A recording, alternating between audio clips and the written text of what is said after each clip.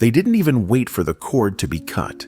5 soldiers simply wrenched the slick, bawling heir from his terrified mother and marched straight to the courtyard well, the kingdom's only clean water source, and dropped him in without a prayer.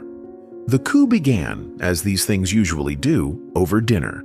Regent-turned-usurper Lord Davarin toasted King Stefan's long life, knowing full well the cup held enough monkshood to stun a horse.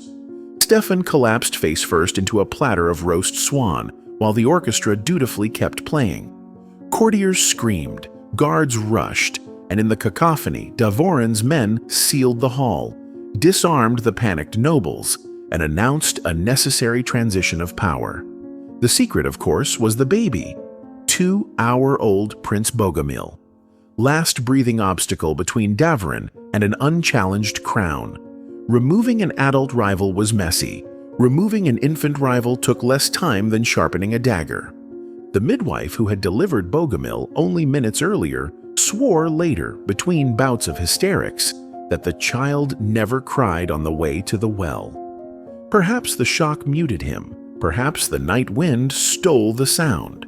Either way, the soldiers reached the moss-rimmed shaft, tipped the squirming bundle over the stones, and listened for the expected splash. They heard nothing. Water lay 40 feet down, black and still, so silence felt normal. They shrugged, sealed the wellhead with a timber lid, and posted 2 crossbowmen until dawn, because even fresh tyrants fear ghosts. Dawn revealed the first complication. The water tasted wrong. The castle steward, who knew the place better than his own children, reported a metallic tang, like rusty coins dissolved in snowmelt. Davarin spat out his cup and ordered fresh buckets from downstream, but the damage was done. Rumors spread faster than the plague. The prince's blood had cursed the well, the realm, maybe time itself. Peasants in the outer villages started carving crude crosses into door lintels. Monks copied psalms against infanticide onto scraps of linen. Even the palace butcher kept glancing at his knives, as if they might blame him.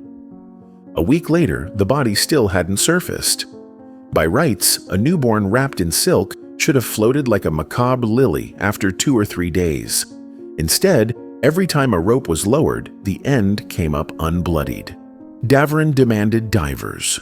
The first volunteer descended on a hemp loop, vanished into the shaft, and burst back minutes later, retching, no corpse, no bottom, insisting the well opened into caverns big enough to hide Tartarus itself. Davarin dismissed him as drunk, yet sent no second diver. Meanwhile, Queen Radomira, unburied because Davorin needed a public widow to bless his ascent, escaped. Legend says she bribed a young falconer with a single emerald and a future confession.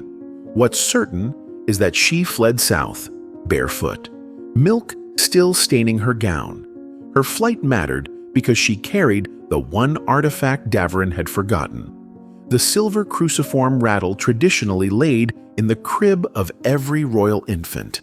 Without the rattle, there would be no formal investiture, no coronation liturgy, no divine sanction. In medieval politics, missing theology could topple a throne faster than missing armies. Davarin's response was textbook tyranny, hostages, collective fines, and a purge of everyone who had ever dined at Radomira's table. Yet each crackdown deepened the myth of the Well Prince. Balladeers began singing that Bogomil hadn't drowned at all. Angels had caught him, or mermaids, or the pagan river spirits long rumored beneath the limestone. One song claimed the baby would rise at his 12th birthday riding a carp with a gold crown. Another swore he'd already returned, disguised as a mute orphan with hair black as wet ravens. You can guess how well that went for mute orphans. But wait, it gets weirder. In midsummer, lightning split the wellhead lid clean in 2. The night watch swore the strike glowed green, not white, and smelled of myrrh. When carpenters lifted the shattered timbers, they discovered the water clear again, sweet even, yet still no infant, no blanket, no proof. Pilgrims started arriving with buckets, eager for the martyr prince's tears. Davarin tried banning draws, then tried taxing them, then posted guards who promptly sold the water at triple price on the black market. Nothing erodes legitimacy like counterfeit sanctity on street corners. Faced with a kingdom whispering that God preferred a missing toddler to a living adult, Davorin did what insecure monarchs always do. He planned a war. An external enemy would unify the realm, drown domestic doubts in patriotic furor, and, incidentally, give restless knights something to impale besides their king. He chose the neighboring Duchy of Sarn, citing a centuries-old border dispute that nobody under 30 remembered. Unfortunately, the Sarnese duke saw opportunity in chaos and bribed Davarin's treasurer to defect with half the royal payroll.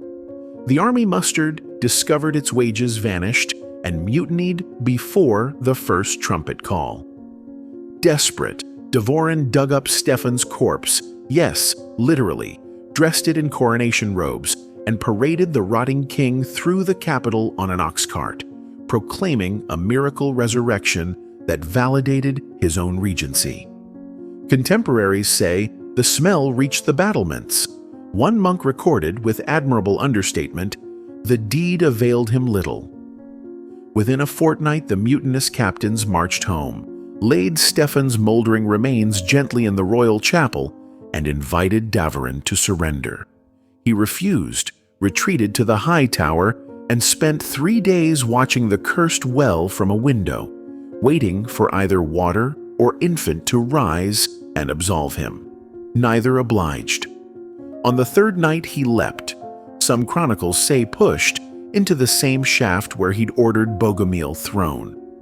Unlike the child, his corpse bobbed up within hours, bloated and blue, as though the well itself judged adult sins more buoyant. So the realm found itself kingless, queenless, heirless, and, crucially, still thirsty for meaning. Parliament convened beneath the cracked ceiling of the Great Hall, while crows perched on rafters like bored auditors. They debated cousins, uncles, even distant Scandinavian claimants with names ending in -sen. None satisfied both bloodline and popular superstition. At this impasse, the falconer resurfaced, now grown richer and guiltier, and confessed to smuggling Queen Radomira across the mountains. Better yet, he swore she had died in childbirth at a remote abbey, but the child lived. Bogomil's twin sister, Milena, spared because no one bothers drowning girls when crowns pass through sons. She was 9 months old, healthy, and clutching the silver rattle Radomira had carried into exile. Parliament, because medieval politics loves poetic symmetry, accepted the tale without a drop of proof. They proclaimed infant Milena queen by providence, appointed a council of regents led by a vengeful archbishop, and declared the well off limits forever, sealing it under an iron grate inscribed Vox Silentium, the voice of silence. Superstition achieved what soldiers and divers could not. It turned absence into authority. Milena would reign 57 years, oversee 2 plague waves, commission the first local translation of Euclid, and die peacefully in her sleep, clutching that same rattle, its chime reportedly faint as falling snow.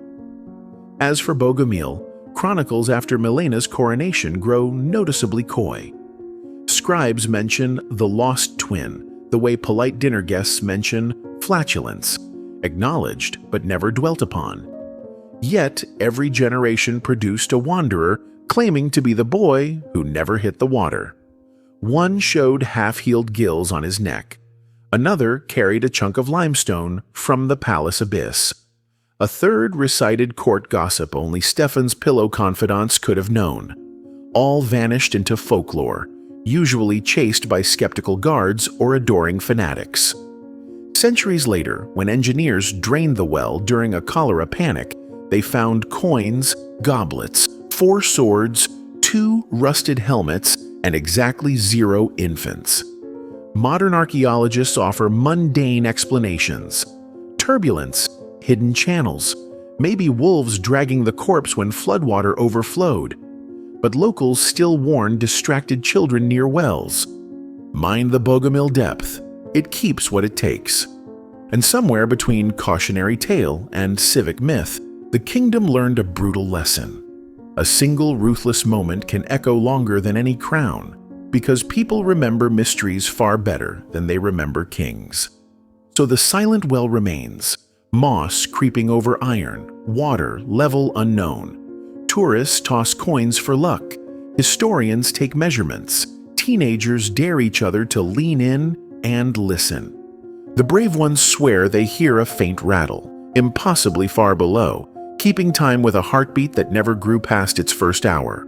Proof, perhaps, that stories, like lost heirs, can live forever precisely because they never quite surface.